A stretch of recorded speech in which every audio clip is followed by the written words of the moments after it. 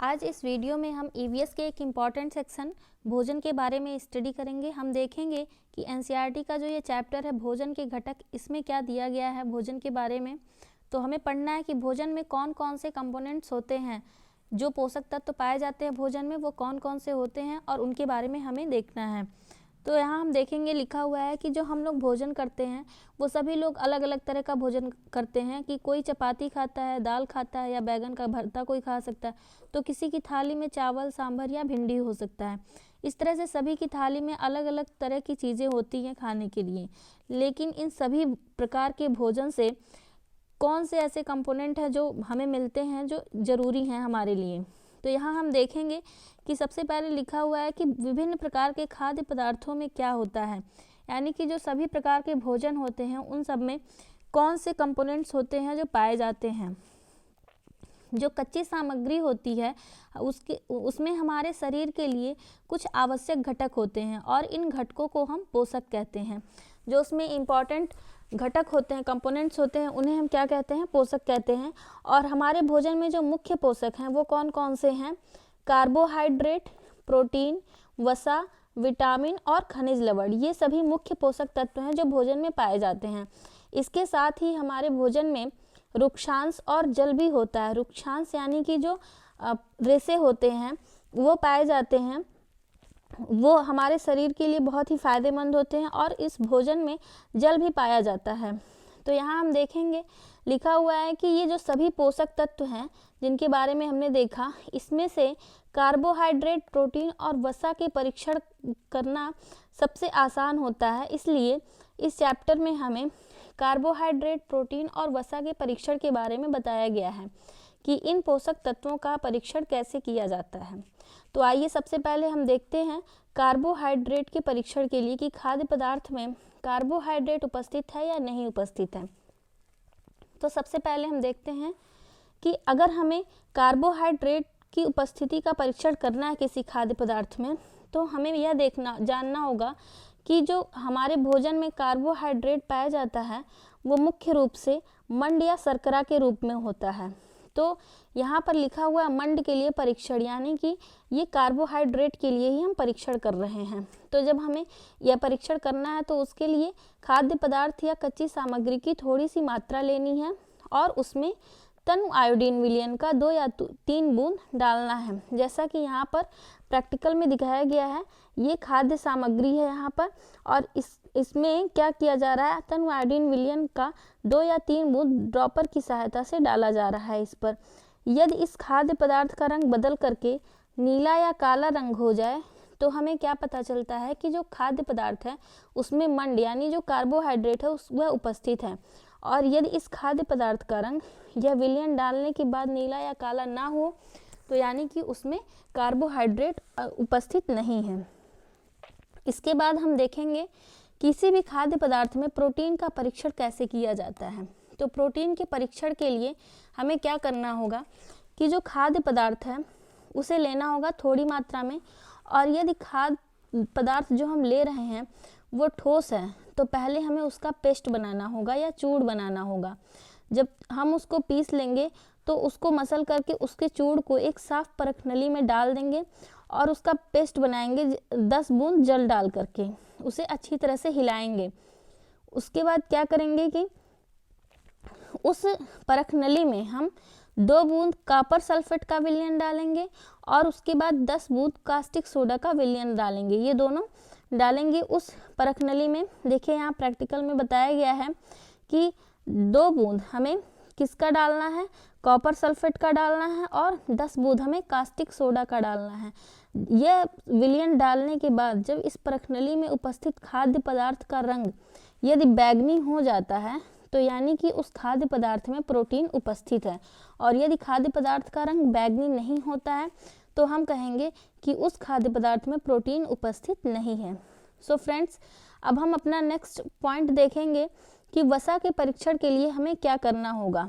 तो वसा के परीक्षण के लिए सबसे पहले हम खाद्य पदार्थ की थोड़ी सी मात्रा लेंगे और उसे कागज़ के एक टुकड़े में लपेटना है, और यदि वह ठोस है तो उसे कूटना है इस तरह से कि उसमें ध्यान रखना है कि कागज़ फटे ना।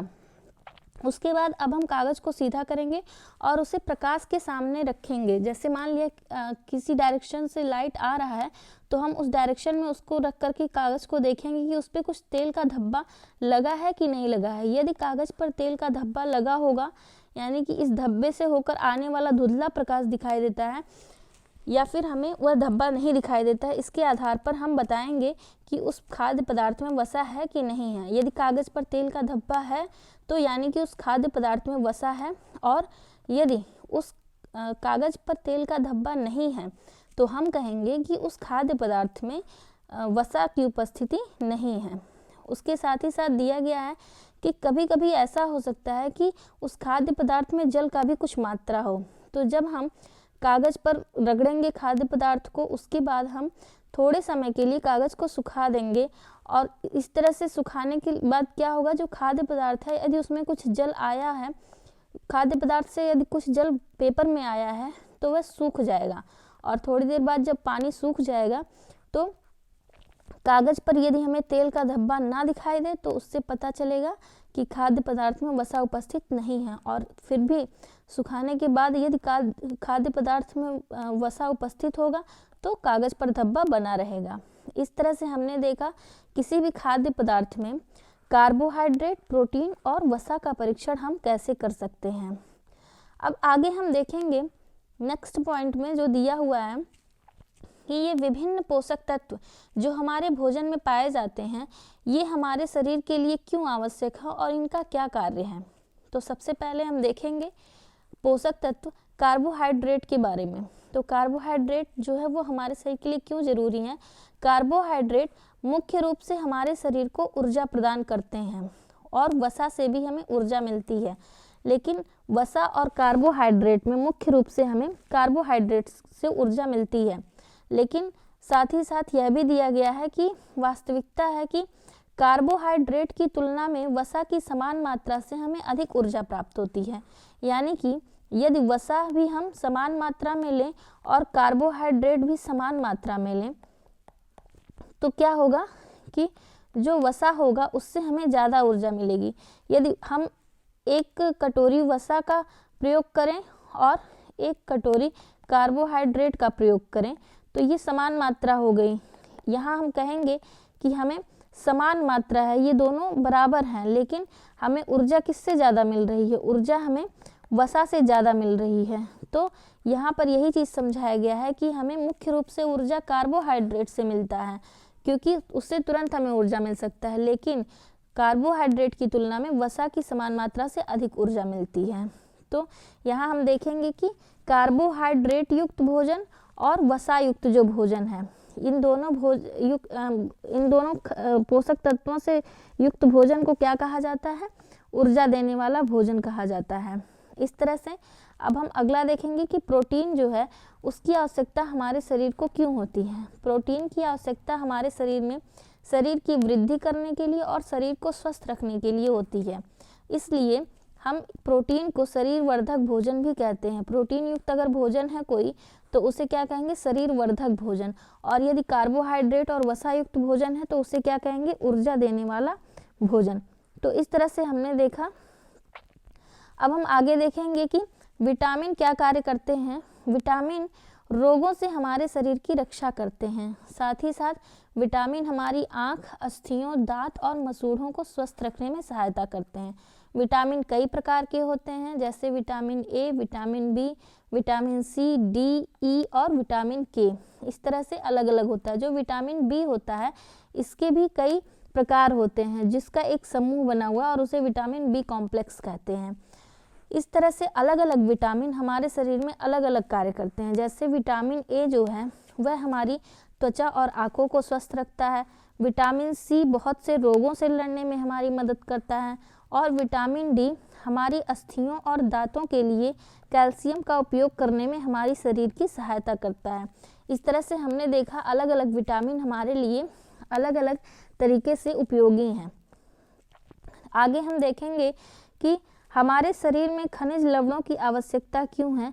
इनकी आवश्यकता हमारे शरीर में थोड़ी मात्रा में ही होती है, लेकिन शरीर के उचित विकास और अच्छे स्वास्थ्य के लिए प्रत्येक खनिज लवण आवश्यक है। ऐसा नहीं है कि खनिज लवण की आवश्यकता कम मात्रा में है, तो यदि ना हम ले उन्हें तो भी काम चलेगा। उनका आवश्यकता है लेकिन वो थोड़ी सी मात्रा में ही आवश्यक होते हैं, जैसे आयोडीन है और फास्फोरस, लोह जो है, ये कैल्शियम, ये सभी खनिज लवण हमारे शरीर के लिए आवश्यक हैं। अगला हम देखेंगे कि जो पोषक तत्व हैं ये सभी हमारे शरीर के लिए आवश्यक हैं, लेकिन यदि हम देखें कि जो आहारी रेशे थे और जो जल थे उनकी क्या आवश्यकता है, तो हम कहेंगे कि आहारी रेशे, जिन्हें हम रुक्षांश के नाम से भी जानते हैं, वो हमारे शरीर को कोई भी ऊर्जा नहीं प्रदान करते हैं। ना रुक्षांश हमारे शरीर को कोई पोषक नहीं प्रदान करते हैं, लेकिन उनका क्या कार्य है, रुक्षांश बिना पचे हुए भोजन को बाहर निकालने में हमारे शरीर की सहायता करता है। वह भोजन जो हमारे शरीर में पच नहीं पाया है उसे क्या करता है, रुक्षांश हमारे शरीर से बाहर निकालने में मदद करता है। और जल क्या कार्य करता है, जल जो होता है वह खाद्य पदार्थ में उपस्थित पोषकों को अवशोषित करने के लिए हमारे शरीर में सहायता करता है। मतलब कि जो खाद्य पदार्थ है यदि उसमें सभी पोषक तत्व हों लेकिन जल ही ना हो, तो जो उनमें पोषक तत्व हैं वो हमारे शरीर द्वारा एब्जॉर्ब नहीं किए जा सकेंगे, अवशोषित नहीं किए जा सकेंगे, तो वो हमारे शरीर को प्रॉपर रूप में नहीं मिल पाएंगे। इस तरह से हमने देखा कि अलग अलग पोषक तत्व हमारे शरीर के लिए क्यों आवश्यक हैं। यहाँ पर हम देखेंगे कि आगे दिया गया है कि संतुलित आहार किसे कहते हैं। संतुलित आहार जो होता है वह क्या होता है, तो हमारे शरीर की वृद्धि और अच्छे स्वास्थ्य को बनाए रखने के लिए हमारे आहार में सभी पोषक तत्व उचित मात्रा में होने चाहिए। हम जो भी भोजन कर रहे हैं उसमें सभी पोषक तत्व होने चाहिए। ऐसा ना हो कि उसमें केवल कार्बोहाइड्रेट हो, प्रोटीन हो, वसा ना हो, खनिज लवण ना हो। इसके लिए क्या है, हमारे भोजन में सभी प्रकार के पोषक तत्व हों और किस मात्रा में, उचित मात्रा में हो, जितना कि हमारे शरीर को आवश्यकता है। यदि हम ऐसा भोजन करते हैं तो उसे क्या कहा जाएगा, इस प्रकार के आहार को संतुलित आहार कहा जाएगा। मतलब कि ऐसा आहार जिसमें हमारे शरीर की आवश्यकता के लिए सभी पोषक तत्व उचित मात्रा में उपस्थित हो, तो ऐसे आहार को संतुलित आहार कहा जाता है। आगे हम देखेंगे कि जो उचित प्रकार का भोजन है वह करना ही पर्याप्त नहीं है, इसे उचित तरीके से पकाना चाहिए ताकि इसके पोषक तत्व नष्ट ना हो। कभी कभी जब भोजन को हम बहुत ज़्यादा पका देते हैं तो उसके पोषक तत्व नष्ट हो जाते हैं। यहाँ पर दिया गया है कि छिलका उतार कर यदि सब्जियों और फलों को धोया जाता है तो यह संभव है कि उनके कुछ विटामिन नष्ट हो जाएं। इससे उनके विटामिन नष्ट हो जाते हैं तो हमारे शरीर में पर्याप्त मात्रा में नहीं पहुँच पाते हैं। यहाँ पर दिया गया है साथ ही साथ कि चावल और दालों को भी बार बार धोने से उसमें उपस्थित विटामिन और कुछ खनिज लवण अलग हो सकते हैं, इसलिए चावल और दाल को बार बार नहीं धुलना चाहिए। क्यों? क्योंकि उसमें जो विटामिन और खनिज लवण हैं वो पानी के साथ ना बहें ज़्यादा। यहाँ पर हम देखेंगे कि पकाने से हमें क्या फ़ायदा होता है। भोजन को पकाने से भोजन का स्वाद बढ़ जाता है और उसको पचाने में आसानी होता है, लेकिन भोजन को बहुत ज़्यादा पकाने से भी कुछ नुकसान है कि उसमें पोषक तत्वों की हानि भी हो सकती है। जैसे कि हम देखेंगे कि पकाने में विटामिन सी आसानी से गर्मी से नष्ट हो जाता है। इस तरह से जो भोजन है उसमें पोषक तत्व की हानि हो रही है।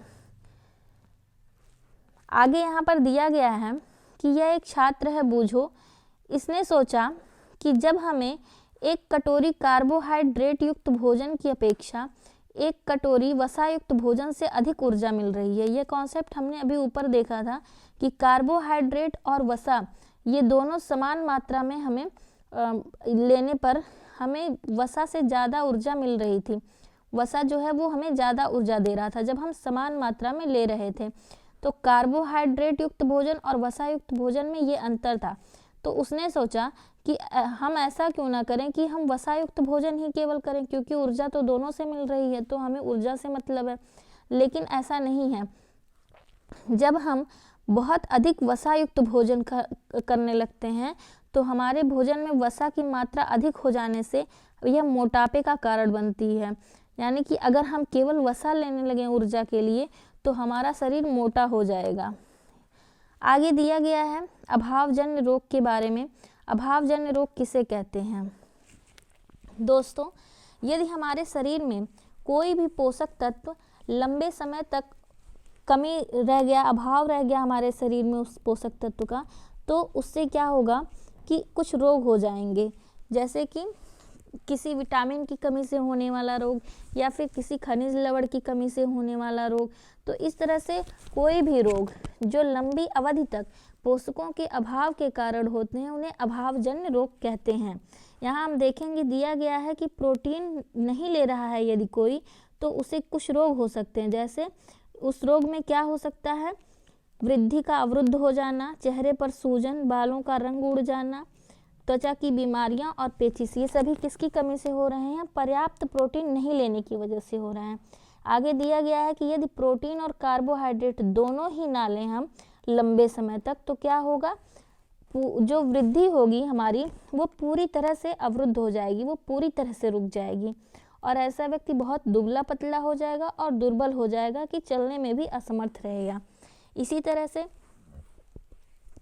विटामिन और खनिज लवणों के अभाव से भी विभिन्न रोग और विकृतियां हो सकती हैं। तो इस तरह से हमने देखा अभावजन्य रोग क्या हैं और अलग अलग पोषक तत्वों की कमी से हमारे शरीर में अलग अलग रोग हो सकते हैं और वो क्या क्या हैं। यहाँ पर देखिए एक सारणी बनाया गया है जिसमें यह दिखाया गया कि किस विटामिन या खनिज की कमी से कौन सा अभावजन्य रोग होता है और उसके लक्षण क्या क्या हैं। जैसे यहाँ पर दिया हुआ विटामिन ए, विटामिन ए को क्या कहते हैं, रेटिनॉल। विटामिन ए की कमी से क्या होता है, क्षीणता, दृष्टिहीनता। इसमें लक्षण क्या है, इसमें दृष्टि कमजोर हो जाती है, रात में कम दिखाई देता है और कभी कभी पूरी तरह से दिखाई देना बंद हो जाता है। इस तरह से अलग अलग विटामिन से होने वाले, विटामिन की कमी से होने वाले रोग को दिया गया है और अलग अलग विटामिन का अलग अलग रासायनिक नाम है। जैसे विटामिन ए का रेटिनॉल, विटामिन बी1 का थायमिन, इस तरह से अलग अलग नाम है। तो इस नाम को याद करने के लिए हमारे चैनल पर एक शॉर्ट ट्रिक दिया गया है, आप चाहें तो उसे देख सकते हैं और आसानी से इसे याद कर सकते हैं। इस तरह से हमने देखा कि अलग अलग खनिज लवणों के और अलग अलग पोषक तत्वों की कमी से कौन कौन सा रोग हो सकता है। आगे हम देखेंगे सारांश में कि इस पाठ के सारांश में क्या दिया हुआ है।